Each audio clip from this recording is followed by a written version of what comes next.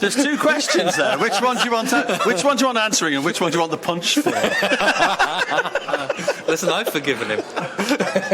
The Museum of Liverpool, people get caught up in the how many objects have you got and stuff like that. Well, we've always just say we tell stories.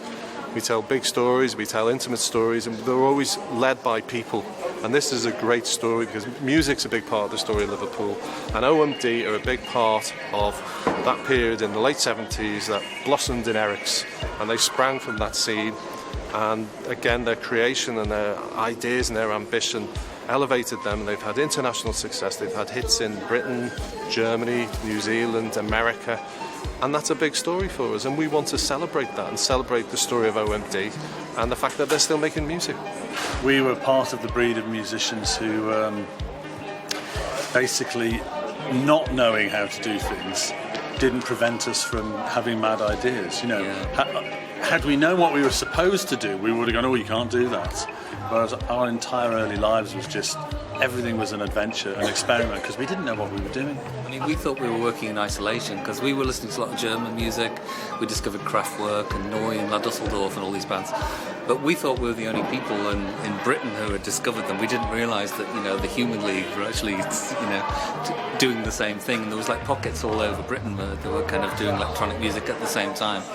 But for us, it was just like a whole new adventure. The interesting thing, of course, is that because when we first started, we needed the technology. One, because we were interested in doing something new, but two, quite frankly, even our best friends thought what we were doing was rubbish.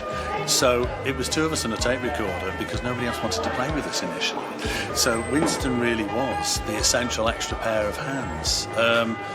Obviously, as things developed then, we became a four-piece, and that was the four-piece that then lasted throughout most of the 80s. But it's not just Winston, though. It's, our first synthesizer that we bought from my mother's catalogue, Unfortunately, some of the things that Paul used to build, we don't know where they're gone. They're probably still in your mother's attic in Mel's. They probably are still in there, yeah. I should go knock on the door and climb up in the attic and see if they're still there. Because, I went to Riversdale College here and I learned electronics. And so early on, I used to, because we didn't have any money, I used to kind of get circuit diagrams and build things that made noise. We didn't actually own a synth to begin with. We were borrowing. We knew one guy who had a synth.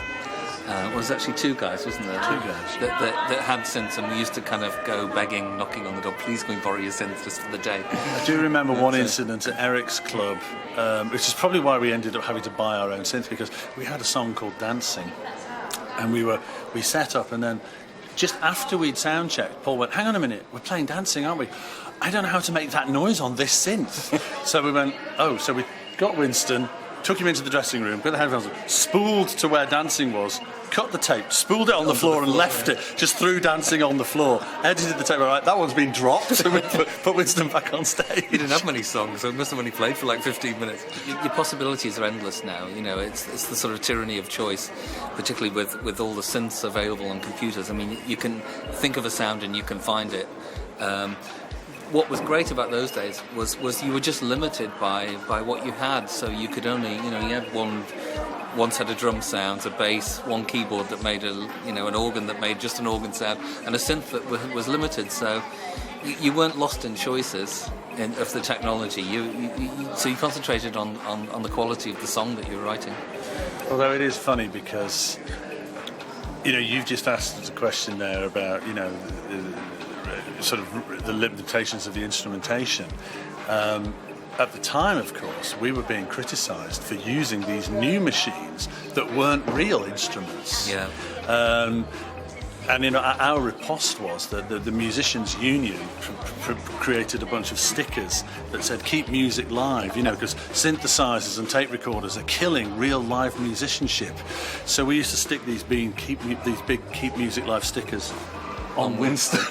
And they would turn during the show. That was our riposte. There's a lot of new bands that cite us and other bands of our era as a major influence. So that's that is really flattering. I mean, I think more and more people are starting to recognise kind of what we contributed in those days. But I think the fact of the matter is that we stopped playing and only started up again in 2006, did leave a vacuum in terms of our sort of recognition and influence for a while. Yeah, but that's true. it's changed. But you know what? We didn't start making music in order to be remembered historically by other people further down the road. I mean, quite frankly, when we were 19, we thought if we were still doing music in our mid-50s, we should probably need shooting, actually. Yeah, exactly. So, you know... We even said that at one point. It's been wonderful to start playing again live. I mean, yeah, we signed a crap deal that was basically just this side of legal, but that was the way it was. You know, friends of ours in Erasure and Depeche Mode, that they signed a 50-50 deal with Mute Records. So, you know, the number of records we'd sold, if we were on a 50-50 deal, we probably wouldn't be here. We'd be on our yachts in the Caribbean, wouldn't we? Exactly. So it's probably a good thing that we signed a really terrible deal with Virgin Records. When we decided to get back together and start working again, sort of, when is it, 8 years ago now or something? We did say when we got back together, let's do things that we haven't done before. Let's do some mad things. So we've been playing with orchestras, and we've done, you know, we do a lot of charity gigs, and we do lots of stuff that's different. And this kind of falls into that category. I mean, we only just started by thinking about doing an installation on the Dazzle Ship that was here, and it seemed to have snowballed into this, you know, this whole sort of weekend of OMD in the museum. But in some respects, actually, it's connecting us back to where we started, which is... It is. You know, in many ways, Orchestral Manoeuvres in the Dark was actually a conceptual art project in the guise of a band. Yes. Unfortunately, or fortunately, depending on which way you look at it, because we completely accidentally distilled our concept down into 3.5-minute, what became popular music songs that sold millions, and believe me, nobody was more surprised than we were, that songs that we wrote when we were 16 and 17 that even our mates didn't like turned out to sell millions. It was bizarre. The whole change was really bizarre. But so we're kind of coming back to basics here. You know, we're doing art. This is about, you know, commemorating history. It's about the museum. It's about doing something funky. It's about lighting up this whole atrium in a sort of dazzle kaleidoscope. This is a sort of cross-platform multimedia extravaganza we're doing here, and basically we're loving the opportunity to just have bonkers ideas and people say yes.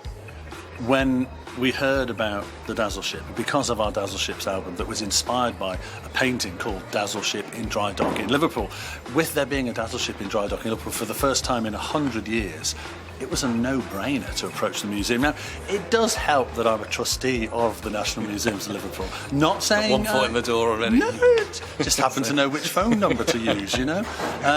But it's been great because NML have been so positive. You know, they've offered us things which we have just taken and taken and taken. So, you know, the opportunity now, you know, films, exhibition, concerts, music, it's just... I don't think we could have ever imagined when we were 16 writing songs in your mother's back room that we'd be allowed to do this. Yeah, I know. It's great. It's fabulous. We've always hated the kind of cliched love songs, so we were always anti that. So we thought, well, why don't we just put everything that we're personally interested in into our songs and just write songs about those and yeah, I mean, it's. I guess we have sort of educated some people. I mean, you know, loads of people didn't know that the plane that dropped the atom bomb on Hiroshima was called Enola Gay. I guess nobody knew what a Dazzle Ship was. Yeah. So, I mean, basically, we have struck a blow in the pop charts for pretentious geeks. Exactly, and we're proud of being a pretentious geeks.